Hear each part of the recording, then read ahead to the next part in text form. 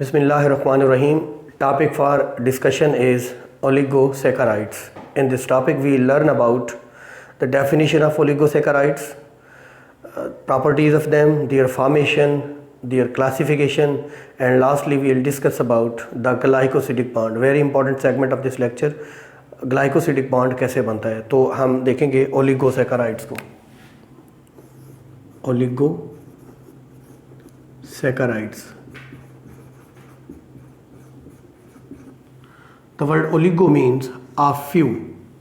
The word oligo means a few. चंद एक, या दूसरा मीनिंग हम कह सकते हैं स्केंटी. स्केंटी का मतलब होता है लिटल इन नंबर. ओलिगोसैकेराइड्स क्या हैं? Oligosaccharides are those sugars, are those carbohydrates in which 2 to 10 monosaccharide units are present. 2 to 10 monosaccharide units are present. These are those sugars in which minimum 2 monosaccharide units and maximum 10 monosaccharide units are present. 2 वाले को हम disaccharide कहते हैं, 3 वाले को ट्राइसैकेराइड, इसी तरीके से टेट्रा, पेंटा, हेक्सा, हेप्टा एटसेट्रा. ओलिगोसैकेराइड्स हम देखेंगे इनकी प्रॉपर्टीज. हमने मोनोसैकेराइड्स की प्रॉपर्टीज में देखा था they are sweet in taste. तो इनके टेस्ट के बारे में क्या ख्याल है? ओलिगोसैकेराइड्स भी टेस्टी होते हैं but they are less sweet in taste as compare to monosaccharides. Less sweet in taste. जो मोनोसैकेराइड्स है वो हाईली स्वीट होते हैं. These are less sweet in test.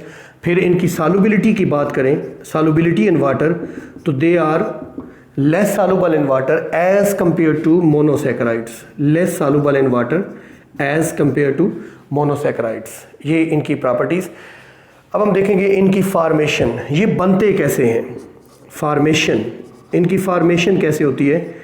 ये ओलिगोसैकेराइड्स बनते कैसे हैं? जब 2 से लेकर 10 तक मोनोसैकेराइड यूनिट्स आपस में कोवेलेंट बॉन्ड बनाते हैं, जिस बॉन्ड को ग्लाइकोसिडिक बॉन्ड कहते हैं, तो इनकी फॉर्मेशन होती है. What is this glycosidic bond? हम इन डिटेल देखेंगे इसी लेक्चर के अंदर. ग्लाइकोसिडिक बॉन्ड क्या होता है? तो ग्लाइकोसिडिक बॉन्ड की मदद से 2 मोनोसैकेराइड, 3 मोनोसैकेराइड, 4 मोनोसैकेराइड जब आपस में अटैच होते हैं तो ओलिगोसैकेराइड्स बनते हैं. हम इनकी डिटेल देखेंगे. हम देखते हैं फिलहाल क्लासिफिकेशन. ओलिगोसैकेराइड्स की क्लासिफिकेशन. जैसा कि ऊपर मैंने तज़किरा किया कि ओलिगोसैकेराइड्स में 2 to 10 मोनोसैकेराइड्स होते हैं. The oligosaccharide in which 2 monosaccharides are present is called disaccharide. The oligosaccharide in which 3 monosaccharides are present is called trisaccharide. In the same way tetrasaccharide, pentasaccharide, इसी तरीके से hexa, hepta, octa, nona, deca, तो इस तरीके से इनकी classification की जाती है. हम यहाँ पे डाइसैकेराइड्स को थोड़ा सा इन डिटेल देखेंगे. Disaccharides, the oligosaccharides in which 2 monosaccharide units are present. इनकी एग्जांपल्स में हमारे पास है सुक्रोज, जिसको टेबल शुगर भी कहते हैं. टेबल शुगर, जिसको केन शुगर भी कहते हैं. एक बड़ी इंपॉर्टेंट बात, सुक्रोज को केन शुगर कहते हैं और गन्ने को शुगर केन कहते हैं. गन्ना शुगर केन और गन्ने में पाई जाने वाली शुगर केन शुगर कहलाती है. तो सुक्रोज, जिसका फार्मूला भी हम देखेंगे इन डिटेल और इसकी फॉर्मेशन भी देखेंगे. फिर दूसरी एक डाइसैकेराइड की एग्जांपल है हमारे पास माल्टोज. ये जो सुक्रोज है ये ग्लूकोज और फ्रक्टोज का डाइसैकेराइड है. 2 मोनोसैकेराइड्स, एक ग्लूकोज 6 कार्बन वाली, एक फ्रक्टोज 6 कार्बन वाली, दोनों आपस में कंडेंस होकर कंडेंसेशन रिएक्शन करके सुक्रोज बनाते हैं. फिर माल्टोज, ये 2 ग्लूकोज का एक डाइसैकेराइड है. 2 ग्लूकोज आपस में कंडेंसेशन करके एक माल्टोज बनाते हैं. और फिर हम एग्जांपल ले सकते हैं लैक्टोज की. लैक्टोज जो कि मिल्क शुगर है, जिसको मिल्क शुगर कहते हैं, दूध में होती है. लैक्टोज में भी 2 मोनोसैकेराइड यूनिट्स हैं, एक ग्लूकोज और एक गिलैक्टोज. ये ग्लूकोज और गिलैक्टोज का डाइसैकेराइड है, ये 2 ग्लूकोज का डाइसैकेराइड है और ये ग्लूकोज और फ्रक्टोज का डाइसैकेराइड है. हम इन डिटेल देखेंगे सुक्रोज को. ये जो सुक्रोज है इसका फार्मूला है C12H22O11. ये इसका फार्मूला है. इन दोनों का भी यही फार्मूला है, यानी मालिकुलर फार्मूला इन सब का सेम है, स्ट्रक्चरल डिफरेंसेस हैं। तो this is the molecular formula of sucrose C12H22O11। ये दो मोनोसेक्राइड्स, एक ग्लूकोज C6H12O6, दूसरा फ्रक्टोज C6H12O6, दोनों ग्लूकोज और फ्रक्टोज के जो मालिकुलर फार्मूलाज हैं वो सेम है, बस इनके स्ट्रक्चरल फार्मूलाज डिफरेंट हैं। ये एक दूसरे के फंक्शनल ग्रुप आइसोमर्स हैं। ये जो ग्लूकोज है ये एक एल्डिहाइडिक शुगर है और ये एक कीटोनिक शुगर है, ये एल्डोज है और ये कीटोज है, राइट। ये जब आपस में मिलती हैं तो C12H22O11, यहाँ पे कार्बन 6 और 6 12, हाइड्रोजन 12 और 12 24, लेकिन यहाँ पे 22 है, 2 हाइड्रोजन रिमूव हो जाएंगे।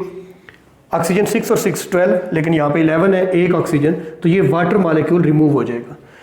सच reactions are called as condensation reactions. Two small molecules combine and a large molecule is formed, a small molecule of water is removed is called as condensation reaction.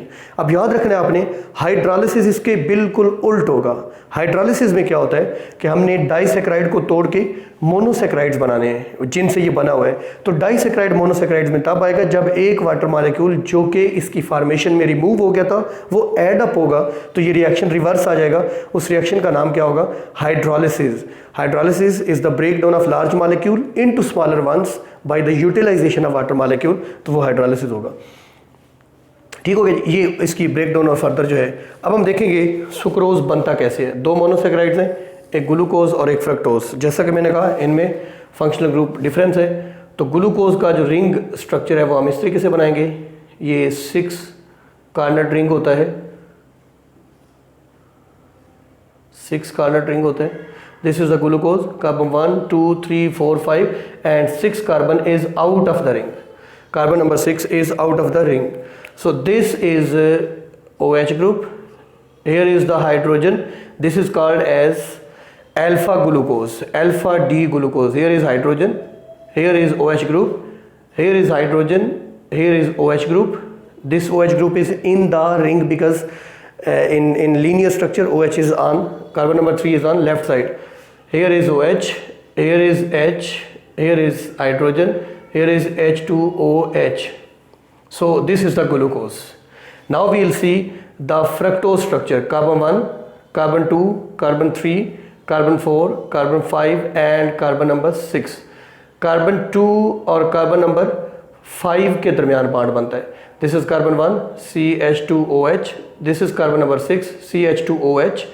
ये दोनों carbon जो है 6 और 1 जो है ये रिंग के अंदर नहीं आएंगे क्योंकि बॉन्ड बनता है, जब ये रिंग बनेगा बॉन्ड बनेगा कार्बन, फंक्शनल ग्रुप कार्बन और फारदेस्ट कायरल कार्बन के दरमियान, राइट। तो यहाँ पे ये जो कार्बन है यहाँ पे इसका OH ग्रुप होगा, इसी तरीके से इसका H और OH ग्रुप होगा, इसका H और OH ग्रुप होगा, इस कार्बन का इधर H होगा और OH इधर यूज़ हो जाएगा। अब देखिए गौर से, ये यहाँ से एक H और यहाँ से OH, ये एक वाटर मॉलिक्यूल रिमूव हो जाएगा और इनका आपस में बॉन्ड बनेगा। बॉन्ड किस तरीके से बनेगा? कार्बन कार्बन कार्बन, इधर कार्बन इधर कार्बन इधर कार्बन और यहाँ पे ऑक्सीजन, राइट। तो यहाँ पे था ऑक्सीजन, इधर है OH, इधर है H, इधर है H, इधर है OH, इधर है OH, यहाँ पे H, इसी तरीके से यहाँ पे H2OH, राइट। सो यहाँ पे H, इसी तरीके से अगर हम इसको ड्रा करेंगे तो carbon 1, carbon number 2, carbon number 3, 4, 5, 6, यहाँ पे ऑक्सीजन और इधर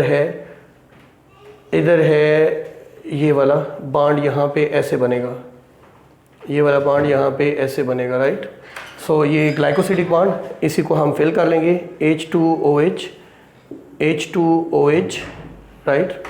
तो इसके साथ HOH, इसी तरीके से यहाँ पर।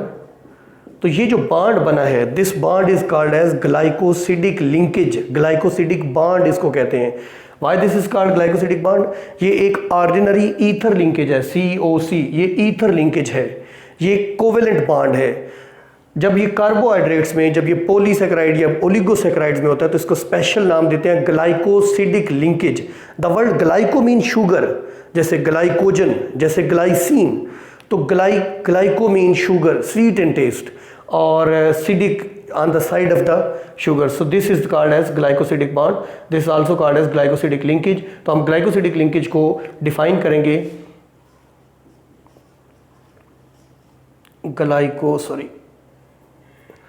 glycosidic linkage, a linkage or a covalent bond between two monosaccharides or many monosaccharides in a polysaccharide or an oligosaccharide is called as glycosidic bond।